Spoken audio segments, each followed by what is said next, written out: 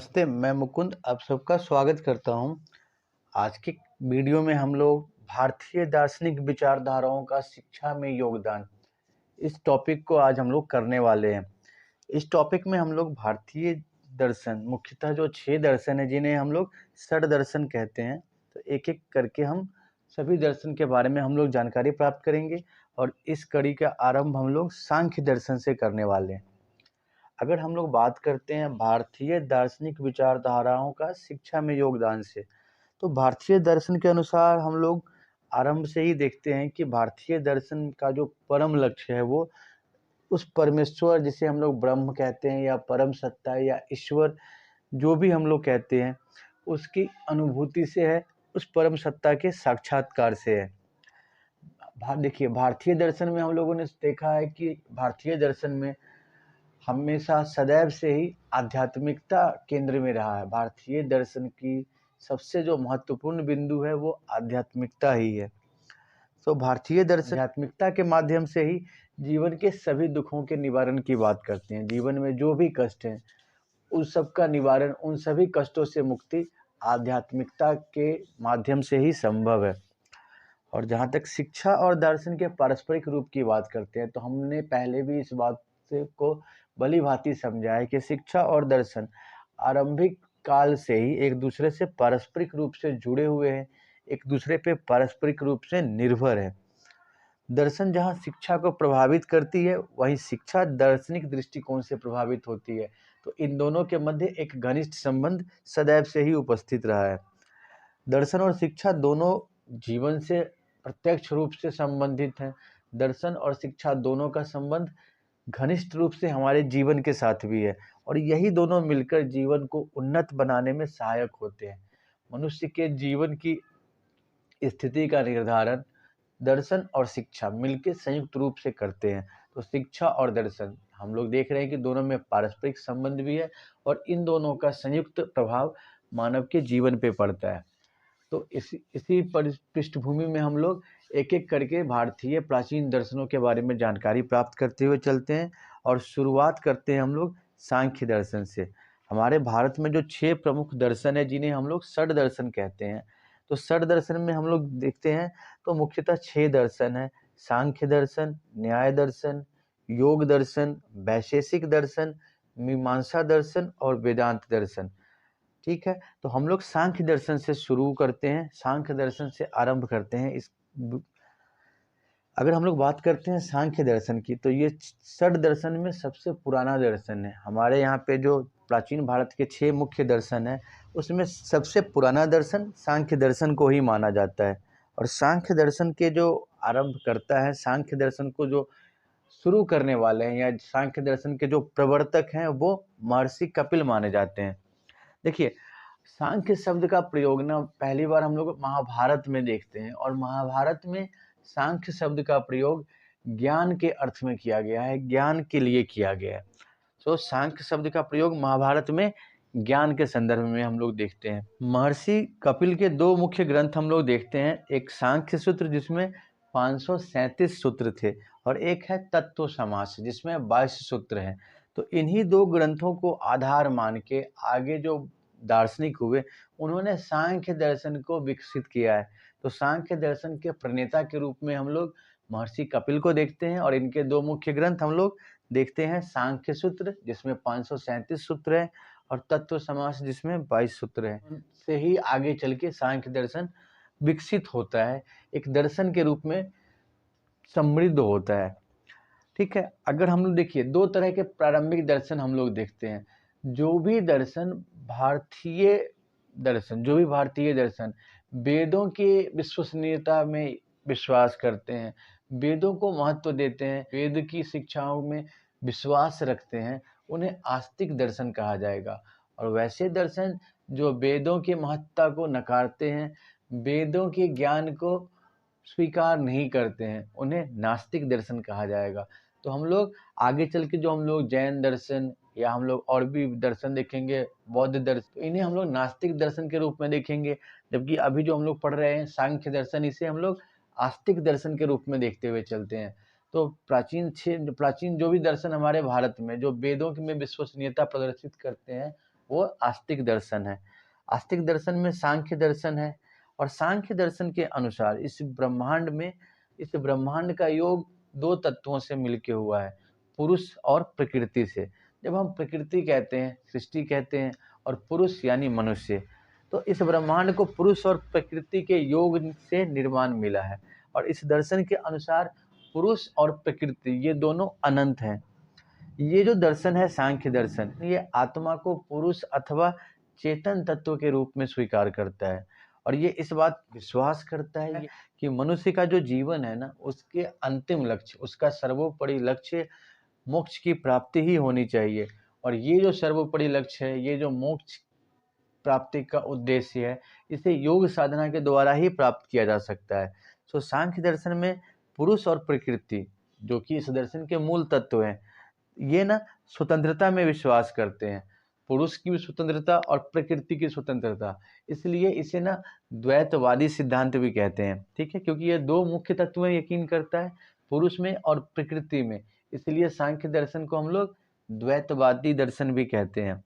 सांख्य दर्शन में अगर हम लोगों ने जो पीछे हम लोगों ने मीमांसा के जो रूप देखे हैं, ज्ञान प्राप्ति की इच्छा या जिज्ञासा के जो तीन हम लोगों ने रूप देखे थे, ज्ञान मीमांसा, तत्व मीमांसा और मूल मीमांसा, तो अगर हम लोग सांख्य दर्शन की प्रकृति को समझते हैं तो इसमें ज्ञान मीमांसा और तत्व मीमांसा का समावेशन ज्यादा देखने को मिलता है, ठीक है। जबकि हम योग दर्शन की बात करते हैं तो योग दर्शन में व्यवहारिकता को ज्यादा महत्व दिया गया है, व्यवहारिकता या क्रियाशीलता में पर प्रधानता दी गई है, ठीक है ना। तो हम लोग सांख्य दर्शन को समझ सकते हैं। सांख्य दर्शन के अगर हम लोग शिक्षा के दृष्टिकोण से सांख्य दर्शन के अर्थ को देखते हैं तो हम ये पाते हैं कि सांख्य दर्शन प्रकृति और पुरुष को इस सृष्टि का मूल तत्व मानता है, और ये इन दोनों के बीच में एक मौलिक अंतर भी करता है। सो प्रकृति और पुरुष को मूल तत्व मानकर सांख्य दर्शन उन दोनों में एक मौलिक भेद भी करता है, एक मौलिक अंतर भी करता है। सांख्य दर्शन के अनुसार क्या है ना कि शिक्षा इस प्रकार की होनी चाहिए कि मनुष्य एकात्म स्थापित कर सके, पुरुष और प्रकृति के मध्य जो भेद है, पुरुष और प्रकृति के बीच में जो भेद है, उसको मिटा सके, ठीक है। सांख्य दर्शन ना शिक्षण प्रक्रिया को मनोवैज्ञानिक मानते हुए इस बात पे जोर देता है कि बालक की शिक्षा उसकी प्रकृति के अनुसार होनी चाहिए। सो बालक की शिक्षा उसके प्रकृति के अनुसार की जानी चाहिए, बालक की शिक्षा उसके प्रकृति के को विकसित करने के उद्देश्य से किया जाना चाहिए। और सांख्य दर्शन ने सदैव से ही सांख्य दर्शन में बाल केंद्रित शिक्षा पे महत्व दिया जाता है। देखिए, जिस शिक्षा में शिक्षक पे ज़्यादा महत्व केंद्रित किया जाए, शिक्षक को ज़्यादा महत्व दिया जाए, बालक का स्थान गौण हो, वो शिक्षक केंद्रित शिक्षा होगी। जबकि जिस शिक्षा पद्धति में बालक पे विशेष ध्यान दिया जाए, बालक की रुचि, बालक की क्षमता को महत्वपूर्ण माना जाए, तो वो उसे हम लोग बाल केंद्रित शिक्षा कहते हैं। और सांख्य दर्शन बाल केंद्रित शिक्षा को महत्वपूर्ण मानता है। सांख्य दर्शन के अनुसार अगर हम लोग ना शिक्षा के उद्देश्य को देखते हुए चलते हैं तो सांख्य दर्शन में हम लोगों ने क्या देखा है ना कि ये इसमें ज्ञान मीमांसा की विवेचना अधिक मिलती है। जबकि योग दर्शन में हम लोग क्या देखते हैं कि वहाँ पे व्यवहार या नैतिक आचरण या क्रियाशीलता का उल्लेख ज़्यादा मिलता है। तो शिक्षण के उद्देश्य से, शैक्षणिक उद्देश्यों के दृष्टिकोण से सांख्य दर्शन और योग दर्शन में कहीं समानता मिलती है तो कहीं पे हमें थोड़ा सा भेद भी देखने को मिलता है, ठीक है ना। जैसे सांख्य दर्शन और योग दर्शन में अंतर इतना है कि सांख्य सैद्धांतिक पक्ष है और योग जो है वो व्यवहारिक पक्ष है। सांख्य दर्शन के अनुसार शिक्षा के उद्देश्य को अगर हम लोग देखते हुए चलते हैं तो सबसे प्रथम शारीरिक विकास को सांख्य दर्शन शिक्षा का लक्ष्य मानता है। शारीरिक विकास उस तरीके से होनी चाहिए जिसमें बालक के ज्ञानेंद्रियों और कर्मेंद्रियों का विकास हो, बालक के ज्ञानेंद्रियों और कर्म करने वाली इंद्रियों को समुचित रूप से विकसित किया जा सके, वो शिक्षा का उद्देश्य होना चाहिए। और शारीरिक विकास के साथ साथ, इंद्रियों के विकास के साथ साथ बालक का जो बौद्धिक, चारित्रिक और मानसिक पक्ष है वो भी सबल होना चाहिए, वो भी मजबूत होना चाहिए। सो बौद्धिक, चारित्रिक और मानसिक विकास भी सांख्य दर्शन के अनुसार शिक्षा का उद्देश्य होना चाहिए। हम लोगों ने पहले ही बात की है कि सांख्य दर्शन में अध्यात्म का महत्व ज़्यादा है, अध्यात्म की सत्ता हम लोग देखते हैं सांख्य दर्शन में, ठीक है। इस दर्शन के अनुसार मोक्ष प्राप्ति ही जीवन का सर्वोत्तम लक्ष्य है, सर्वोच्च लक्ष्य है। तो मोक्ष प्राप्ति सांख्य दर्शन के अनुसार जो भी हम शिक्षा ग्रहण करते हैं आध्यात्मिक होनी चाहिए और वो शिक्षा मोक्ष प्राप्ति पे केंद्रित होनी चाहिए। सांख्य दर्शन के अनुसार हमारा चारित्रिक, नैतिक, सामाजिक, शारीरिक, बौद्धिक, मानसिक यानी सर्वांगीण विकास होना चाहिए। सभी अंगों का, सभी पक्षों का विकास होना चाहिए। ठीक है ना। तो मुख्यतः हम लोगों ने इसके 4 उद्देश्य देखे हैं। शारीरिक विकास जिसमें ज्ञानेंद्रियां और कर्मेंद्रियां दोनों हो, उसका विकास होना चाहिए। बौद्धिक, चारित्रिक और मानसिक विकास देख रहे हैं। मोक्ष प्राप्ति देख रहे हैं हम लोग और सर्वांगीण विकास की बात कर रहे हैं। जबकि अगर हम लोग सांख्य दर्शन के अनुसार शिक्षा के पाठ्यक्रम को देखते हुए चलें तो सांख्य दर्शन में ना भौतिक और आध्यात्मिक दोनों को महत्वपूर्ण माना गया है। इसलिए पाठ्यक्रम की वस्तु ऐसी होनी चाहिए, पाठ्यक्रम की विषय वस्तु सांख्य दर्शन में इस प्रकार की होनी चाहिए जो कर्मेंद्रियों और ज्ञानेंद्रियों दोनों का विकास कर सके। ठीक है ना। तो ये हम कह सकते हैं कि शारीरिक और मानसिक विकास पर केंद्रित पाठ्यक्रम होना चाहिए सांख्य दर्शन में। सांख्य दर्शन में ना जो हमारे पाठ्यक्रम है, जो शिक्षा के पाठ्यक्रम है, उसके साथ साथ पाठ्य सहगामी क्रियाएं भी होनी चाहिए। एक्स्ट्रा करिकुलर एक्टिविटीज भी शामिल होनी चाहिए, जैसे कि खेल कूद हो गए, शारीरिक श्रम हो गए, व्यायाम हो गए। तो इनसे बालक का शारीरिक विकास होगा, बालक ऊर्जावान बनेंगे। सांख्य दर्शन ना बाल केंद्रित शिक्षा को महत्व देता है, तो ये पाठ्यक्रम में बालक केंद्रित शिक्षा को महत्व देगा। बालक के विकास की विभिन्न अवस्थाओं के अनुरूप ही पाठ्यक्रम तैयार किए जाने चाहिए। देखिए, बालक के विकास की जो विभिन्न अवस्था है, चाहे वो बाल्यावस्था हो, किशोरावस्था हो, ठीक है ना। तो जो अलग अलग अवस्था है, पाठ्यक्रम उस अवस्था के अनुरूप, उस अवस्था में बालक की आवश्यकताओं के अनुरूप तैयार किए जाने चाहिए। ठीक है ना। हमें पता है कि जैसे बालक बाल्यावस्था में हो, किशोरावस्था में हो या युवावस्था में हो, तो उनकी रुचि अलग होती है, उनकी शारीरिक क्षमता, उनकी बौद्धिक क्षमता भिन्न भिन्न होती है। तो उनके अवस्था की विभिन्नता को ध्यान में रखते हुए ही पाठ्यक्रम तैयार होना चाहिए। सांख्य दर्शन के अनुसार हम लोग क्या देखते हैं ना कि मनोवैज्ञानिक और विकासात्मक आधार पे पाठ शिक्षा हो। शिक्षा ना मनोवैज्ञानिक और विकासात्मक आधार पे हो, जिससे बालक जीवन में अपने लक्ष्य को प्राप्त करने के योग्य बन सके, समर्थवान बन सके बालक। और देखिए, सांख्य दर्शन में ना जीवन पर्यंत स्वाध्याय पे स्व अध्ययन को बहुत महत्वपूर्ण माना गया है, क्योंकि ये स्व अध्ययन जीवन पर्यंत चलने वाली क्रिया है। ठीक है, जो हमारे ज्ञान को विकसित करता है, हमारे सोचने के, हमारे दृष्टिकोण को परिमार्जित करता है। सांख्य दर्शन ज्ञान में ना व्यवहारिक अनुभूति के लिए भी, देखिए सांख्य दर्शन में हम लोगों ने पीछे भी देखा है कि योग दर्शन के भी कई तत्व, मुख्य तत्व इसमें भी समावेशित होते हैं। तो योग दर्शन के शिक्षाओं को भी सांख्य दर्शन स्वीकार करता है।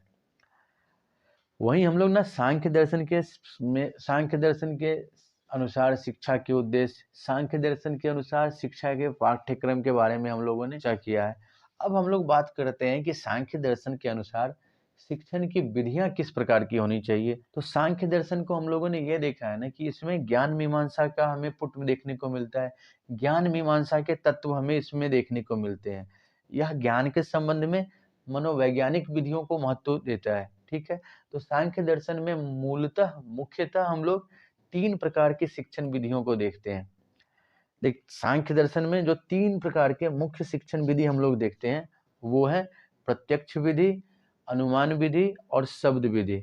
जब हम लोग बात करते हैं प्रत्यक्ष विधि की, तो इस विधि में क्या होता है ना कि ज्ञानेंद्रियों और कर्मेंद्रियों को क्रियाशील बनाया जाएगा।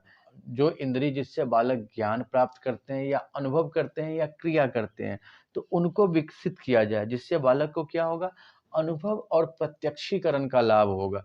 बालक जो चीज प्रत्यक्ष रूप से देखेगा, उसको वो अनुभव करेगा, और वो जो अनुभव होगा, वो जो प्रत्यक्षीकरण होगा, उसका ज्ञान बालक के लिए सदैव सुरक्षित रहेगा।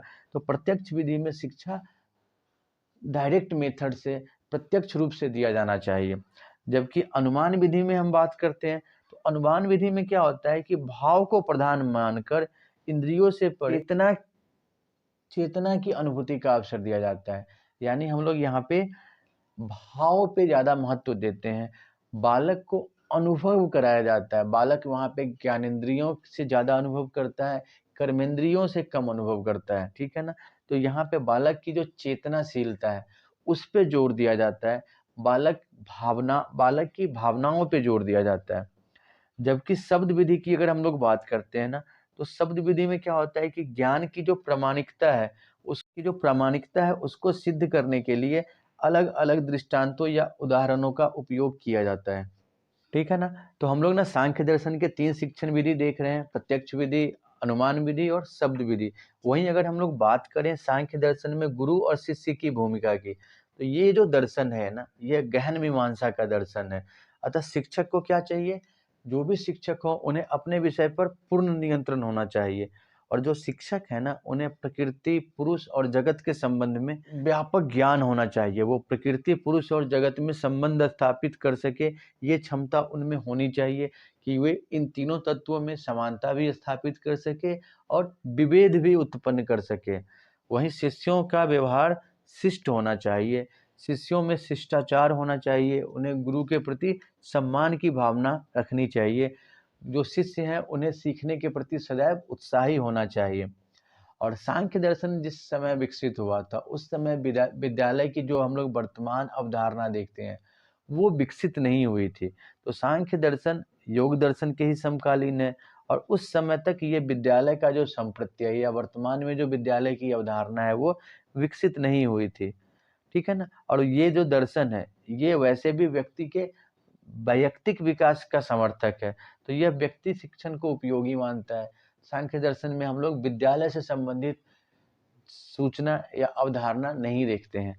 तो आज की वीडियो में हम लोगों ने सांख्य दर्शन के विभिन्न पहलू के बारे में जानकारी प्राप्त की और मैं आशा करता हूँ कि सांख्य दर्शन से संबंधित जानकारियाँ आपने भली-भांति समझ ली होगी। धन्यवाद।